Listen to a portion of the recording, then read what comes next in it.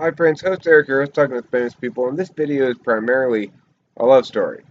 Primarily a love story about me and Kim, who will have been together for 6 months pretty soon, but a love story from top to bottom, really, with a lot of different people and with a lot of different things, a lot of different ideas and expressions of them.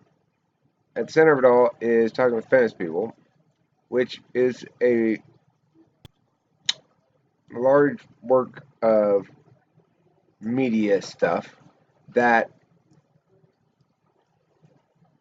for a long time did organize itself in chapters. I had like 4 or 5 chapters. I think when Zachary left, it was the beginning of chapter 5, and then I sort of stopped doing chapters. Typical ENTP.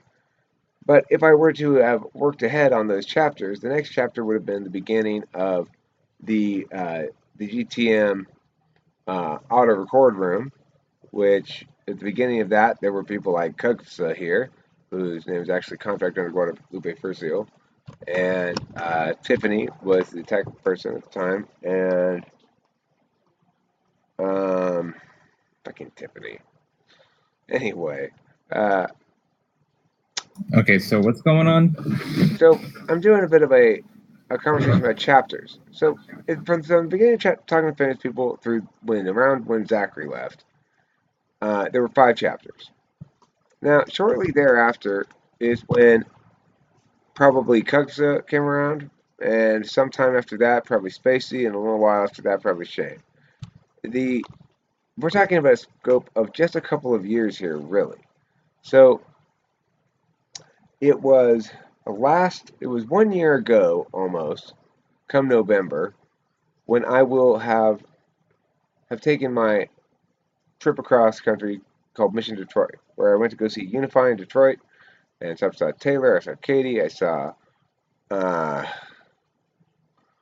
I saw what's his name, freaking Trent Sharks, I saw Cooter, I saw um, Nick, I saw Ken, I saw on the way back, not host Mark, I saw St. Louis John. I saw on the way up there, I saw Lorenz Walker. I saw a lot of people, right? And I may be forgetting somebody, and if I am, I'm sorry if I didn't name it. That moment right there was reasonably shortly after the beginning of GoToMeeting, probably a couple months into the GoToMeeting auto record room.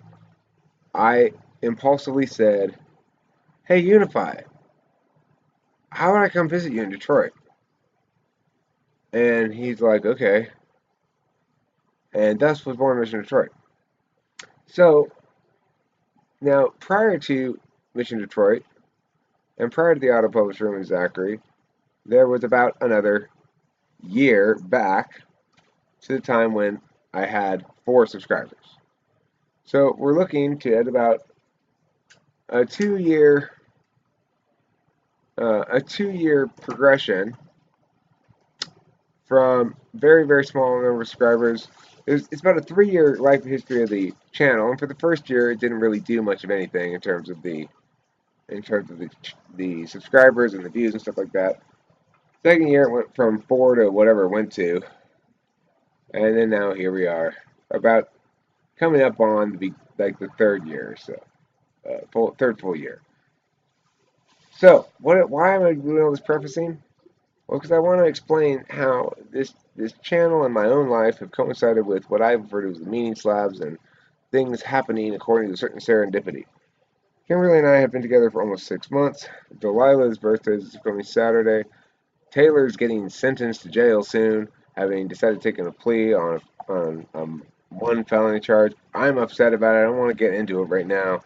I I don't want to get into that right now, but suffice it to say, the slabs are all moving concurrently as they always do. Nick and Jewel are. Nick met Jewel's parents. I want to talk to him and find out how that went. I don't know how it went.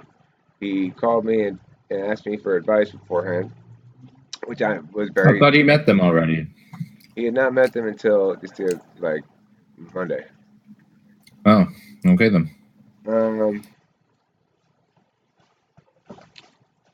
I find that very gratifying, flattering. He's probably just doing it for that reason, I'm assuming. It's FE stuff. Like, I'll ask Eric to make Eric feel good. But you know what? I appreciate it anyway. So, anywho. Oh, yeah, making a video about stuff. Um, right. So, as this progression of 2 years of real activity of the channel, um, and the chapters go, in the last year, we're talking about Chapter 6, let's call it Mission Detroit. Chapter 7, come back from this one. Oh, Chapter 7 is Helen. Chapter 8 is like, oh, The Kali Yuga. Chapter 7 is Helen Capillo dating ex-wife, trying to figure out how to be a adult male in the world with women who confused me immensely. You know, it was that period of time. So he's fun. Yeah. So that was chapter. What did I say? That was chapter 7. So okay. So then chapter 8 is the boom boom boom boom bomb in the life. I meet Kimberly, and we start dating, start going out. I lock her ass down immediately as I could anyway, as immediately as I could while being somewhat prudent. What? You did not have her locked down immediately, good sir. I did not. Okay, well, You did not. Okay, not immediately. True. That's true, Spacey. I did not have her locked down immediately. It took about a week and a half. It took longer than that. Yeah, she's laughing. What does Yeah, that she's mean? laughing. She's laughing. What does that mean? Eric, how long does she say it was? It was pretty quick, but you know, I had to do a lot of like, It was in the beginning. It was scary, but You mean? Are you trying to say you were shining me on? No, I wasn't shining you on, but you were Shine locking on me down hard, and I was like, you know, You were playing along. I was playing along in the very, very beginning. I had It's to. the ANTP strong game. That's fine. When did you stop playing along? It was quick. It was, you know, within like the second week. I mean, the thing is, I think we were both acting it out, right? We were That's both. usually what happens. We were both acting. Yeah. It out. I was acting out the okay. I want complete commitment, but I'm also aware that I'm auditioning, so I'm gonna try to be as perfect as possible. But I'm also gonna try to be policing shit, and it's gonna be a weird clusterfuck of mess. We had some clusterfuck of mess in Kentucky. We've had clusterfucks of mess all over the place. But I don't know. I feel nothing but spectacularly good. I feel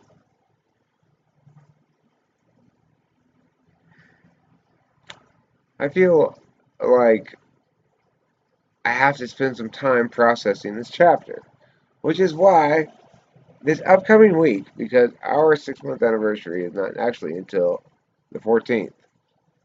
So this upcoming week, starting whatever today is, but officially starting the 7th, I'm going to put this video up today probably.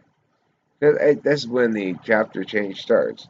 I'm going to be talking about chapter change and Kimberly and my relationship some. Also about Taylor's situation some with the police department of Pratt, Kansas and the county attorney and what's going on with him. I want to talk about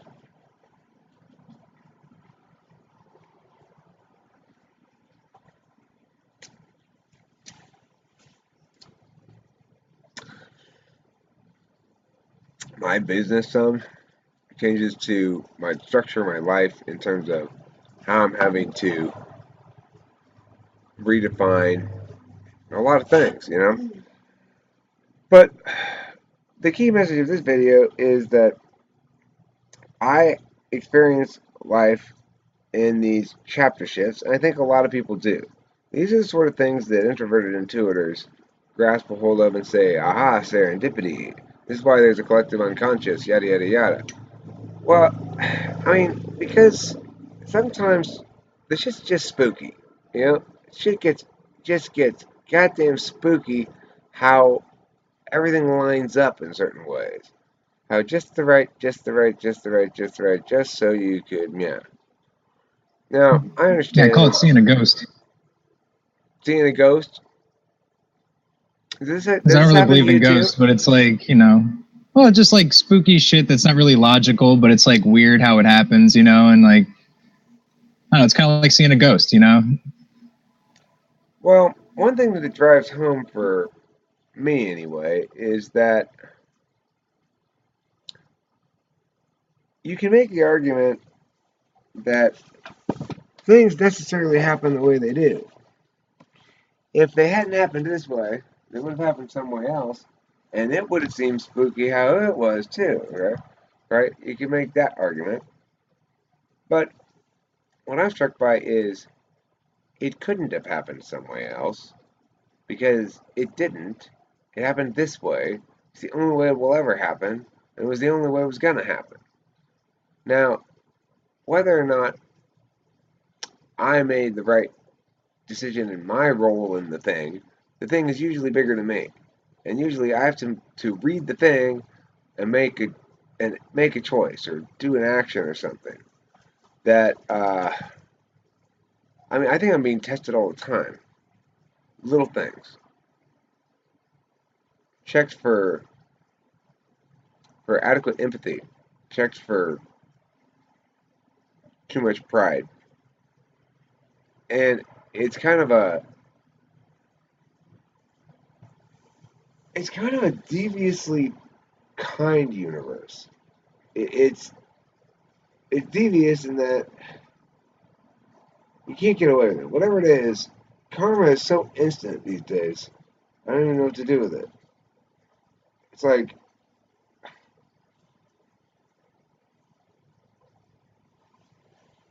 I mean, I'm surprised at myself sometimes at how deeply I've sunk into magical thinking.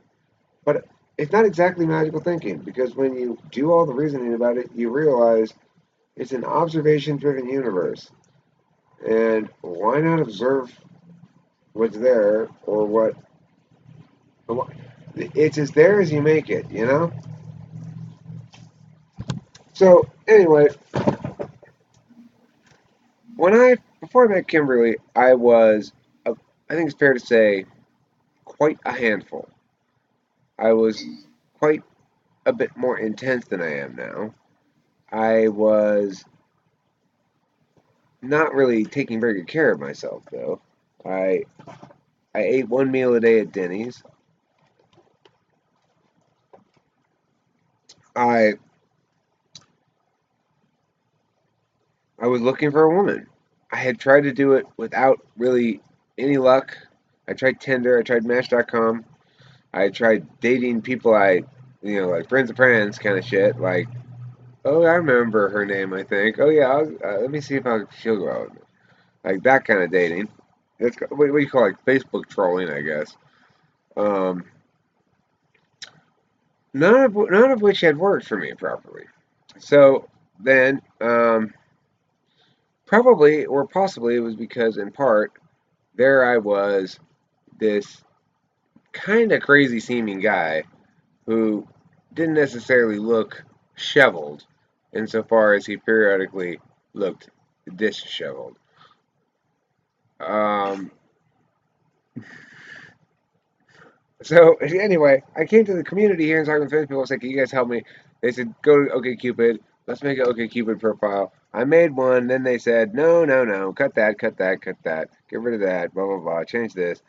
And I honed it up. We we did that sort of thing, and then we made a video that said, these people here are gonna vouch for me. And they're gonna say it's okay if you're a chick out there, you could date me. I'm safe to date, That's what these people here are That's gonna say, great. not me. And amongst these people here, you'll know there's like several chicks. So, because chicks trust other chicks. Anyway, it worked. It would definitely be my closest hmm It worked. It's pretty legit. I sent out my OkCupid messages to people, and Kimberly replied back, and she said that she would go out on a date with me, and I was excited about that. I said to myself, not to her, I said to myself, "Whoopee! That's amazing." And then, Did we the did heel go on a click in the date. air? We did go on a date. The date went great until the very end. When I threw a little tantrum, that was kind of dumb. It caused her to have substantial second thoughts. In fact, I think it caused her to eliminate me as a possibility for a while there.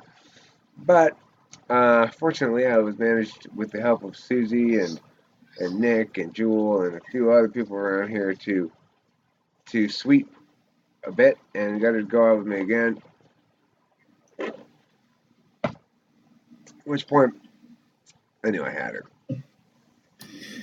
Wasn't that around the time we had that quadrival, which we now know wasn't really a quadrival because Kim is not an ESFJ. Right. Well, I have had a real quadrival with Kim since, and it wasn't very ecstatic, but it was kind of a tense. We were kind of having tense shit we were talking about. So I don't know. Are who I know. Okay. So one of the things that before I met Kim, I tended to do. I guess I don't feel like I did more Adderall, but I felt more sprung, and I probably did a little more Adderall, but not a lot more. I feel a lot less sprung in general around Kim. I think it's because she just sort of keeps me grounded. Uh, but at first, I was a little bit of a handful for Kim to consider dealing with, I think. And yet, I think it probably caught her off guard, but probably convinced her some too when when I took her to Kentucky with me. She probably thought, okay, well, he took me to Kentucky. I don't know. What do you think? Did you think that? That happened. She wouldn't go to Kentucky with somebody she didn't trust. She says. And were you right to trust me? She was. She was right to trust me. And I was right to trust her too. And every day I'm with her, I trust her more and more and more and more. One of the storylines of this relationship has been me getting accustomed to feeling safe in the relationship. Because I value her so highly, it makes me want to be jealous. But I'm not jealous in the sense that I really think Kim's doing anything or whatever, but just like I want there to be enemies to attack or something to keep away. I want there to be some sort of defense work I can do here. Yeah. But I've learned over the course of these 6 months that Kim is just as devoted to me as I am to her, and I need to just sort of get over that shit. Yeah. I think when I was younger, I used to be jealous because, I don't know, I guess I just wanted all the FE, from her. Like, stop giving FE to other people. I want all of it or whatever. But, I don't know, I didn't worry about cheating too much or anything like that because it's just a lot to worry about. Yeah, I don't actually worry about it in the sense that I don't think it's a realistic possibility. I think it's basically impossible that it would ever happen. But I I'm an EDOM, so basically impossible sounds like a challenge It's for still me to come possible. up with some plausible ways it could happen. Well, let me think a little bit harder. Maybe I can come up with some. You know, if Yeah. so there's that aspect of things, and you know, it's really not much of a problem anymore. I hesitate to sort of declare it entirely dead because I know this sort of things flare up periodically, but I'm tempted to. It feels like it is. Regardless, this 6 months has changed me dramatically in a lot of different ways, and I'm not the only person who's changed a lot in the last 6 months dramatically in a lot of different ways. Look at Taylor, for example. 6 months ago, Taylor was. What was 6 months ago? What month is it? 10? 6 months ago was 4. Yeah. 6 months Hmm. ago was the start of this chapter. This has been a hell of a chapter. Taylor was not yet arrested. We were still. We hadn't had our fight. At the beginning of this chapter, in addition to getting Kim, there's a big fight between me and Taylor that lasted for weeks. And I mean, it was. We still feeling the repercussions of it to a certain extent. Were Or at y'all least, posting stuff on the main channel? what's that? Weren't you guys going at it on the main channel with different videos to each other? Or is that something else? Maybe. I Yeah. don't even remember. Yeah, I guess so. Video and in front of each other. I Yeah. remember seeing a lot of like you saying shit and him, his rebuttals to you, Yeah. That's what that was. the way Taylor does it. Hey, Eric, since you are the leader of our group, what type of life? I don't know, Bunky. I'm making a video about the last chapter of 6 months, so I'll have to address that question a little bit later. But I would like to say that. So, okay, who else's lives have changed in 6 months? Well, Taylor's has, obviously, because shortly thereafter, well, not shortly, but sometime, I guess it was sometime in May, Taylor was. He had his home invaded by the police. He had his stuff stolen from him. He was arrested. And you know what? The ridiculous thing is, they're going to keep all that shit probably now because he pled guilty to a felony. Or he's going to. Or I guess he did, but they haven't done sentencing yet, so I don't know if it He counts yet can't or plead no not. contest. Well, He can't it plead no doesn't make contest. it doesn't make any difference, does it? It allows you to it allows you to retain your innocence at least, just for future reference. I mean, it's the same. You'll get the same sentence usually, but you get to retain your innocence. It basically says you guys have enough evidence to convict me, but I'm still innocent. Like, I'm actually innocent. You guys are just going to beat me. There's no contest to this. So if he has a way to do that, that's at least. That's what my dad told me. He's been to prison like 4 times. So. Okay, well, I don't want to get too much into it. It causes me Yeah. to experience a lot of emotional distress as I was right now. I have a video up that's a very good video about it. You should watch it if you haven't seen it. It's called uh, Desecrating the Badge, I think. It's about the Okay, yeah, because I want to know about those. The Pratt, Kansas conspiracy to persecute, not prosecute, Taylor Briggs, while concurrently allowing their own to get away with crimes of perjury. All right, so what's Taylor been up to in this chapter? It's been a bad chapter for Taylor. He's been in jail for much of the time, even before he was ever. Like, he still hasn't been convicted of anything. He's pled to something. For fuck's sake. Why did he plead? I'll tell you why. Because they broke his spirit by keeping him in jail while awaiting trial. They initially set bail at $100,000. Really? For what? Ouch. A baggie of drugs, allegedly. Not fucking anything illegal What did bigger than they? that. Did he just get in trouble for having something or distributing or? I think they got him for intent to distribute or something like that because he had a lot of it, whatever it was.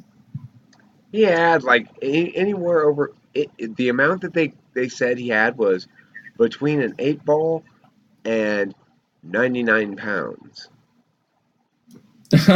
Okay. What? Okay. What the fuck is that? That must just be the way the law is set up. Okay, so if he had an 8 ball, that's a whole different matter than if he's got 99 pounds. I mean, it It's incredibly obviously is a whole different matter. They just must. Hey, you guys want some pizza? I either have 2 slices or 1 billion slices. Well, Somewhere in between there. The thing is, it What? shouldn't even matter, though. I mean, if he had 99 pounds of meth, then why didn't he kick down more? I kid, I joke, I jest. But what I'm saying here is, he's been in jail, and they took his kid away from him, and it's a fucking tragedy. I don't want to spend too much time talking about him because it's too tragic, and it's too sad, and I'm mostly No, feeling you're happy. good, man. All right, so anyway, I'm gonna move on. Let's talk about a good chapter. People around me I see on Time of Physical changing all is not just those I've mentioned so far, but as Kim just said, Nick. I see Nick's evolved so much in the last year and a couple of months that I've known him, and I believe he's evolved so much hanging out with people here on the channel. He's much more honest with himself and honest about himself than he used to be. And I think he aspires to an increasingly high moral standard. I also think he's with his duel, so he's destined to feel quite increasingly at peace, I suspect, as they settle into their lives together. Of course, if you know anything about Nick and Jewel, you'll know that they do not currently live in the same state. But I have it on good authority that that is going to change sometime in the nearest future. Wouldn't surprise me at all if it coincides with all these other changes.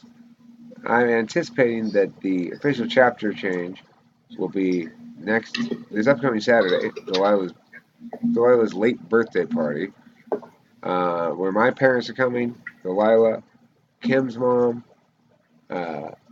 Colin's girlfriend, maybe Kim's mom's boyfriend. I don't know. I don't know. So that's going to be a significant event for us in terms of, establishing the new full family thing. Like, this is our extended family now. So that's going to be, for me, the marking of the second chapter. Note, however, other people's slabs are moving in similar timing, but not exactly the same. So it wouldn't surprise me if Nick ends up in San Diego sometime within a month of Delilah's party or so. Why? I don't know. I don't actually have it on any authority of when he's coming. I don't actually know, but I just get that feeling. And then they're gonna have this, and he's somebody whose life I've been involved in now quite a bit since he's been with Jewel. I got to hang out with him a couple times, and he calls me and we talk on the phone and stuff like that. Other people whose lives have been mixed up in this whole chapter include Susie. Susie has left broke up with her boyfriend, is moving into her own or different residence, I'm not exactly sure where that's going, but her slabs seem to be lagging a bit behind the rest of the slabs, as is appropriate for an INTP slabs. So they are moving. They are certainly moving. Neptune, for example, I was talking to him earlier today about quitting drinking, He quit drinking about a week ago. Now, if you know anything about quitting drinking, you know that quitting drinking involves a lot of returning to drinking again. So, until it doesn't, maybe this is the time it doesn't for Neptune. I don't know, he's awfully young. It took me until I was 42, but Bottom usually helps. But Kim's ex-husband, Brian, got sober at 23 and is still sober to this day. And he is now It's now 51. 51. Wow. Pushing 30 years. Well, That's a lot of sober chips. too. I'm pushing, let's see, 3 or 4 years? 4 years? Coming up on 4 years in December. And this Christmas will be 4 years. That's pretty good. Badass. No joke. Congratulations, dude. Completely sober the whole time. I have actually completely abstained from alcohol for 4 years. It's the only thing that I'm trying to do. And frankly, the only thing that matters. It's the one thing that I absolutely can't allow myself to do. Even though there are plenty of occasions when I think, that would be nice, or that sounds good. It doesn't matter. I can't. Everything of significant value in my life, except for Delilah and some debate things early on in my debate career, as a teacher, I mean, has happened since I quit drinking. Now, I understand the correlation is not causality, but why taunt the slabs? Why attempt to outrun the bus on a freeway on foot, carrying a dolphin?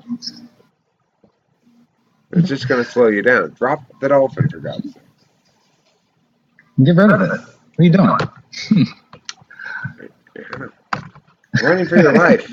Drop the dolphin, okay? Yeah. Better yet, get off the freeway. Why? Both of those things shouldn't mix. Dolphins and freeways.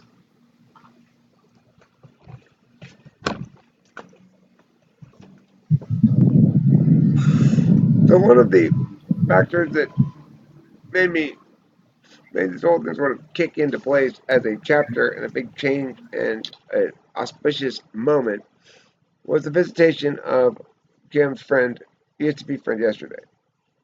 Now, Kim's ESP friend talked. And I got to hear a lot of stuff about shared history or people that both Kim and she know and yada yada yada. I also got a more clear sense in general of how dysfunctional a lot of this extended community is, such that there's a lot of people out there with drug problems, a lot of people with alcohol problems. There's a lot of people who've been hurt, and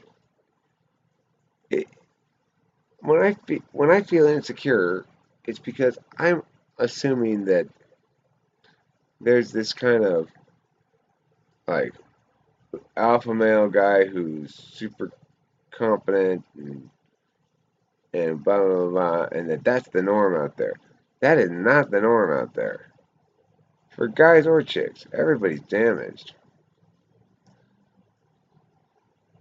And if you find someone who's not, chances are they're in a relationship. If you find somebody who's out there single slaying the puss, they're either damaged or just a douchebag or something, probably. I don't know. It doesn't seem like a way to live to me. I mean, I know that like you talk about a lot of people doing drugs and having drug problems and stuff. I know our depression numbers have been up too. So I mean, like, you know, people are just generally having a lot more problems. I don't know if anybody's completely unscathed in this world, you know. I think everybody's damaged no matter how you live. I gotta say, having remarked that I don't think much of dating culture, I also don't think it's bad. So Mm-hmm. I I'm conflicted because I think what actually ends up happening is dating culture is a bunch of damaged people trying to avoid getting damaged again, and thus continuing this pattern of damage, of mutual damage, where they're neither attached nor detached. They're kind of there, but they're not sure. Maybe there's this other person over here they're juggling back and forth. But what about this guy? I like him too. I mean, when I started dating Kim and I said locked her down right away,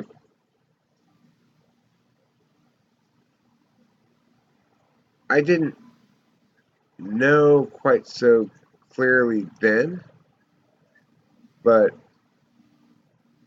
it's either that or you're not going to be together. Because if you're not locked down and you're on OkCupid and you're getting other guys who are contacting you, well, you're not locked down because he doesn't want to be locked down yet. It means he's dating other people, so I should date other people too. And then you have to pull back emotionally in order to either to still see the person, or you're going to get close to him and you're going to want to keep him for yourself. And you might start getting jealous. You might be aware, like, well, she's sleeping with this other guy over here. So you can't court, right? There's no courtship. You can't be like, all right, well, let's go on a few dates before we decide if we're going to get together. Because we want to make sure we know each other really well, and we make sure it's a good idea for us to get together, like hook up and stuff. And we hook up with the assumption that it's the start of something serious. Maybe not instantly guaranteed for life monogamous, but definitely put everything else on hold while we're figuring it out. You know, at least have it in a everything else on hold probation period while figuring it out kind of. But it doesn't play out like that at all. It plays out as, if you don't want me, I got this person over here. I mean, I got an app, man. All I got to do is, you know. Right. It's like a billion other people, you know. If you live in it's like the talking phase isn't there anymore. That's what I've heard it called, is talking. You know, we're talking. We're not exclusive yet, but we're not technically seeing other people. We're trying it out, you know. A lot of people don't go for that anymore. Well, whatever way you want to put it, it worked out to lock Kimberly down, get her to make a commitment, and yet it was definitely rough seas for stretches of time. You know, we've had some big fucking fights. We've had some neighbors look at you funny in the morning fights where, you know, either I or Kim or both of us are usually one of us, not the other. Eric, when you're in a fight, the earth shakes. Let's be real. Kim too, though. You would never guess. You would never guess. She's so meek and pleasant and nice. She's an 8. She's an 8, and when she's mad, she's fucking. All right. Ooh, 2 8s. Yeah. She's not 8. We're 7 8, but still. Yeah. I think she's 8 third. When you're 8 second? Yeah. Or you're 3 second? Yeah. I don't have a 3 anymore. I traded it in for a 4. I don't think I ever had a 3. I typed myself as 783, but when I looked at it more carefully, I was just like, I don't think so. I think I'm 784. I think I've always been 784. I just not that Yeah. achievey yet. I don't know. I switched from 793 to 973 at least. I thought about it a lot more. I don't have an 8 though, so.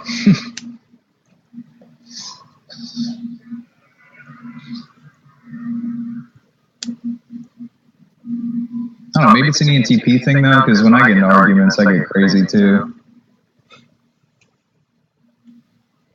Kim gets crazy. Yeah.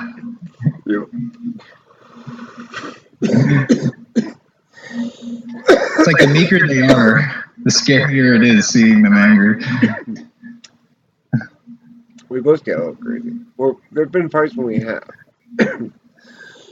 I think there's a stretch of time in that first 6 months where neither of us, I don't believe anyway, at any point past the very beginning, for 3 months or so, I think both of us were convinced that we were going to write it out together and be together. And I don't think either of us thought it was a serious chance we were going to break up. But at the same time, you fight during that early period with a certain fear in you because you know you're dealing with the wave of things to deal with, the way of things you didn't know, right? So you go in the way I did it anyway. You go in, you say, "All right, now we're together forever. Okay, let's get to know each other," and then you have some fights as you get to know each other.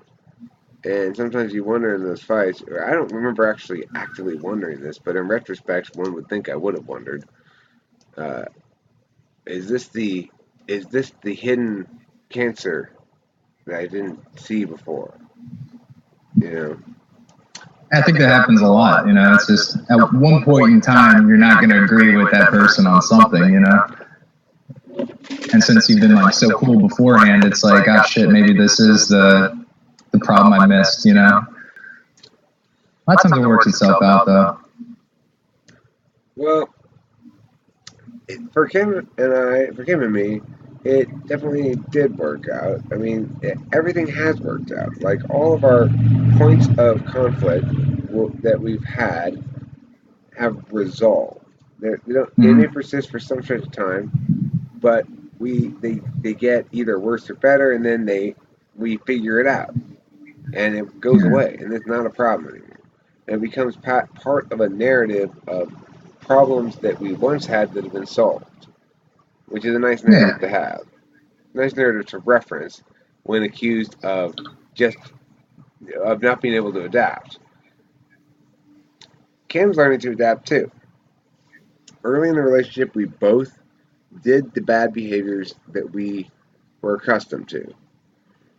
And for me, that meant picking fights, basically. And for her, it meant not using TI. It meant like using the opposite of TI, like intentionally using bad TI. That's tough. That might make it easier for you to pick fights too.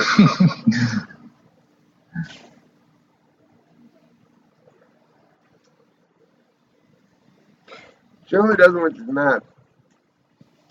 This is clogged. I need a poker. Yeah, I feel that blues. The thing is, what it boils down to with Kim and me when we fight is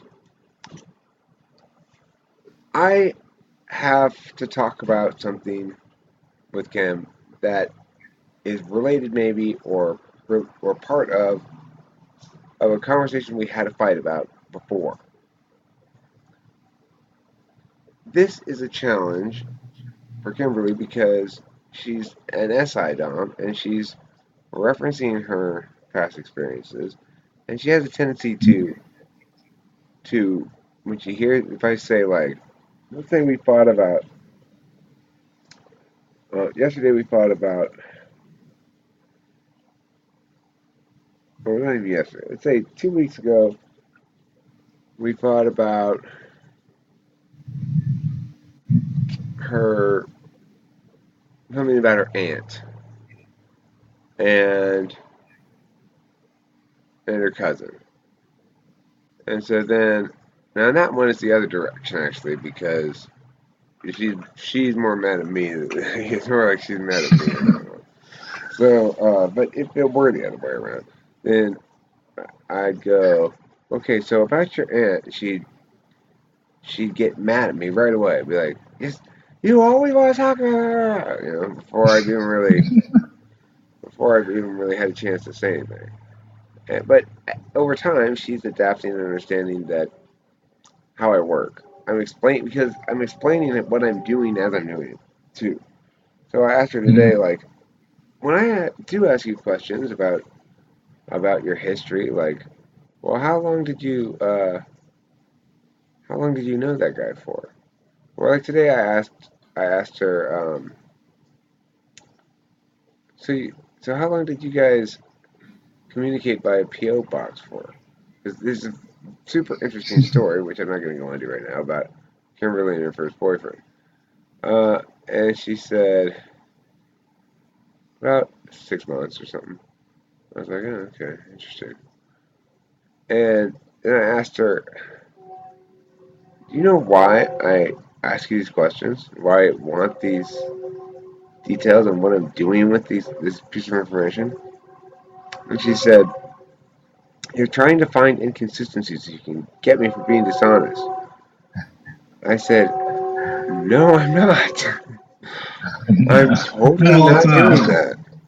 that. I'm very much not doing that. I am asking you the information I need to know because I'm working with these narratives to try to explain to myself why I should believe it to be the case, or if I should believe it to be the case, but I'm quite confident that I should, and the narratives seem to bear this out. Mhm.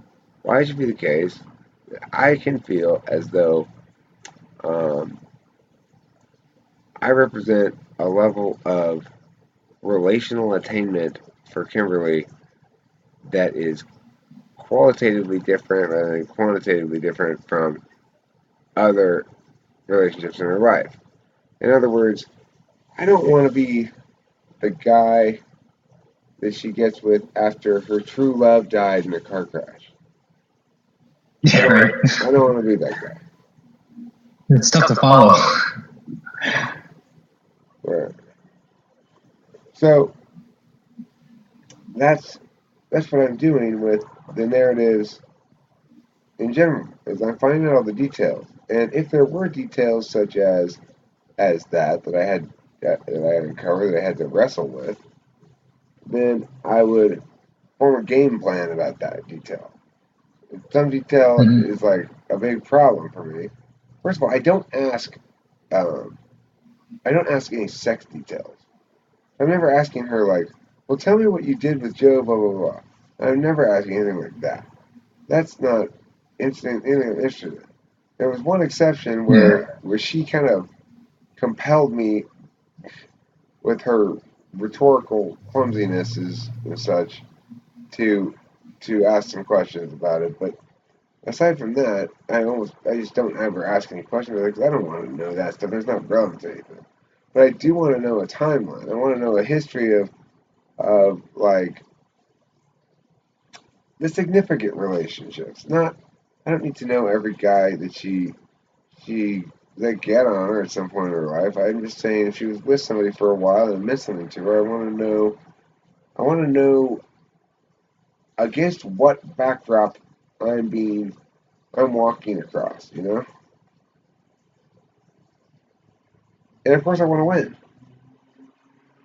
I want to win. I want to be the best boyfriend that she's ever had.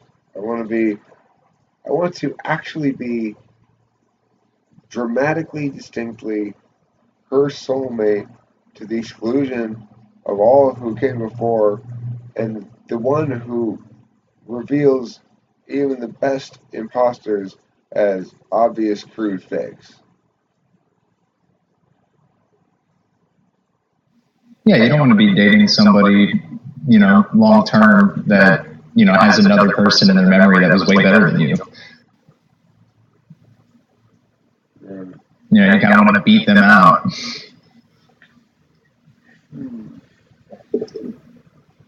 Fortunately, she never dated Hulk Hogan. Thank God. Yeah. My ex dated Chuck Norris and it was over. Shane, you have to remind me, you're in a relationship right now, right? Who, me? Yeah. Oh, no. No? Okay. I thought you were for some reason. Nah, I haven't dated in a minute. Well,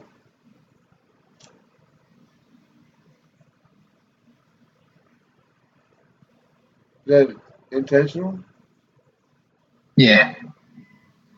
Yeah, I'm just young and got a lot of shit to deal with already, and it's just a lot of stuff dealing with all that, What was that sound? You got a lot of, she had a lot of heroin. It's gonna take some time. Before the long working day is done, you're gonna need that pile of heroin is not gonna shoot itself. Okay? Get to work, young man. I know. You just gotta focus a lot of shit on the relationship in order to maintain it, and I also need to do something with my life at the same time. So, like what? It's hard to do both.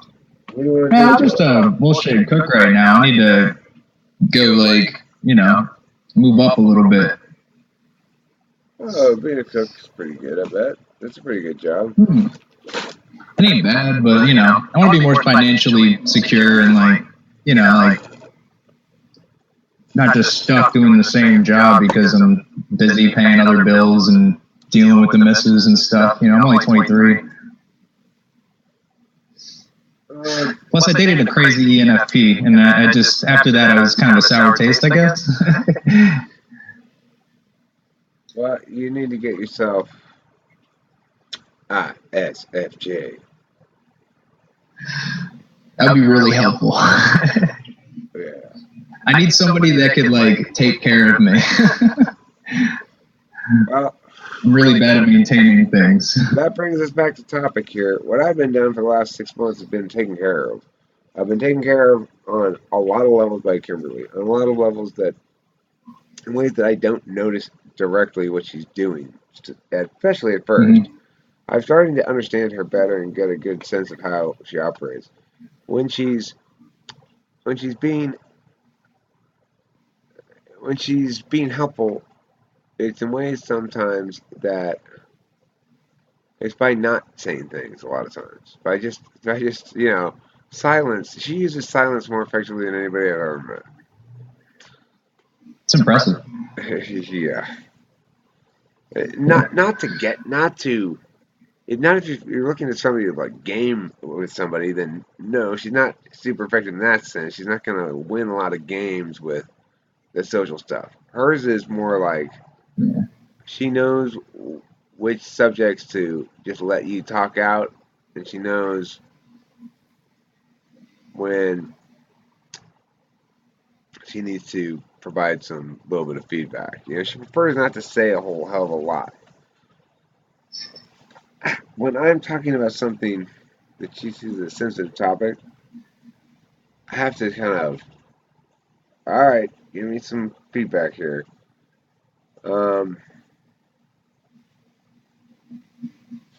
But meeting with that ESTP friend of hers yesterday, it drives home the fact that everybody is human, and there's no cause to be judging people for who they sleep with.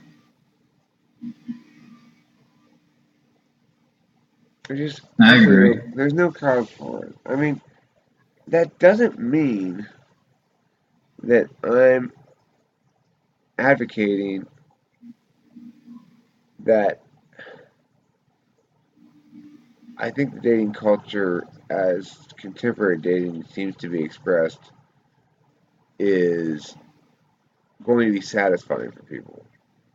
I don't think ultimately it will be, but I think it's probably um, It's just a generation of people with attachment issues, man. It's pretty simple. Yeah. We're a big social experiment right now, like generation that's in postmodernism and has access to the internet throughout their lifetime. So, in addition to having attachment issues, in terms of how they were raised and such, they also have all this technology that's kind of making people grow apart in a lot of ways. They're all communicating via social media now instead of face to face. So people become more faceless. People become profiles of themselves. Yeah, it's not like you building yourself. It's more building your profile. Machine. Yeah. Yeah. So everything is very surface level and detached. Superficial. Yeah. Mm-hmm. I imagine a future when instead of talking about attachment disorder, people talk about having detachment disorder. I don't know. This guy wants me to go out with just him or something. It's like, what's wrong with you? Do you have detachment disorder? That's a good possibility. Well, I'm very attached. It's kind of getting like that. I'm super attached to Kimberly, obviously. I've never been so attached to anyone in my life. I mean, I was that attached to Delilah when she was super little, But, I mean, Kimberly and I have spent so much time together in the last 6 months, and so little time apart that normally people, they go to work, they separate for during the day and do stuff separate from each other. But we really haven't for 6 months. Now, so another one of the storylines in the course of the 6 months has been the development of the house and the organization of the stuff. If you think, I'm going to organize my stuff, you might think, I'm going to take a weekend and organize my stuff. That's not going to happen in this situation. I moved after living in Temple City for 20 years. I lived in that house for 20 years. I met Kimberly. I moved in here in June, beginning of June, I think. And her son moved out. And since that point, we have been working on this house. I have done, I don't even know how many different things. And Kimberly and I have been brainstorming together and moving around things together about how to put things, like where they should go. It's not a lot of native TE between us. With her 7-slot TE and my 6-slot TE, neither of us is particularly intuitively good at it. But we soldier through, and we end up with some pretty fucking TE sound shit. The reason that's been able to happen, and I've developed my TE immensely, is because Kimberly's let me fail. So she's let me do my invention things and it not work, and she's not maybe we share good-hearted laughs together about that shit now. Every time something stupid happens, which is 20 times a day, we just sort of smile at each other. I knocked over the bong, spilled bong water on a chair, shortly before making this video. And I was like, fuck! I can still smell it. And just smile, and she just, there you go. What can we do? You just laugh. It's constant. I need somebody that's not going to yell at me for knocking shit over, because I do that way too much. Kim, do I yell at you for knocking shit over? No, we don't yell at each other for that. That's an important part of the ENTP ISFJ duality relationship. So the house now is starting to get pretty well organized, and it's part of the reason why this chapter is coming to a close as well. We've got a clear plan of action now. The key liberating factor was my realization some while back, and actually studying implementation much later than that I needed to store things in the attic. It seems like pretty simple and clear to draw. For me, that's good TE. And in fact, it's cleared up so much room that everything now feels like it's really coming together. I can see how the space is starting to shape up. Everything's starting to have a place. And I painted the kitchen floor, painted the laundry room floor, painted the salon floor, painted the kitchen cabinets, painted the porch floor. Built a fence for the tortoises. We got the fountain set up over here. Kim and I nearly broke our backs moving that thing. It's a million pounds. I chopped down a pine tree the other day. There you go. That's manly.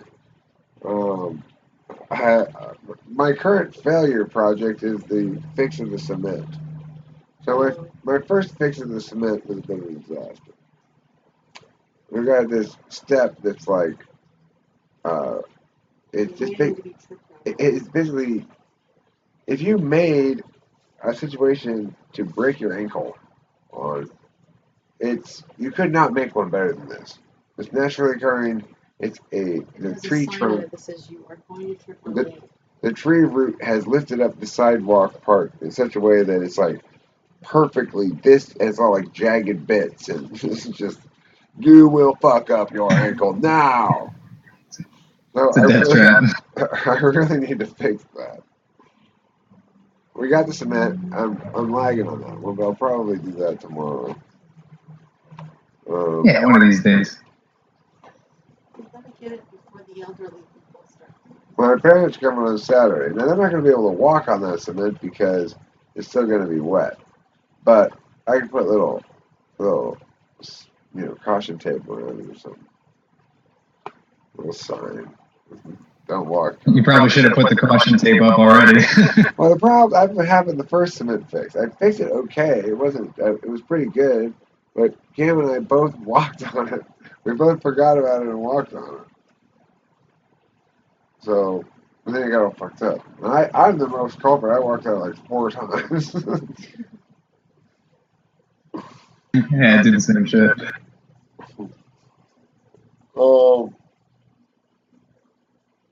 So yeah, things are really coming together here. We're still waiting on putting together the office, which is full of papers we need to go through. It's going to take a little bit of time. And we've also got, I need to move my recording and computer stuff out to the garage. It seems like a better space now that I've got stuff up in the attic. I'm like, okay, yeah, I do want to be in the garage. It's better out there for my purposes. I can smoke out there. It's like the only inside place you can smoke. So it's the haven. Yeah. Anyhow, this is the first of a video that is rather rambling and won't be particularly great probably, but I go forward and I cover some of the topics more precisely and make specific videos about this. I hope to be more focused and better coalescing into a purpose here, so you get a feel for what hopefully the channel is doing and I'm trying to do, and yada yada yada. Shane, Coca-Cola, Spacey, any comments, questions, concerns, complaints, queries, etc.? Pretty good. It was decent. Good video. Thanks, guys. Yeah. And thank you, Spacey. thank you for watching. Don't forget to eat plenty of cheese.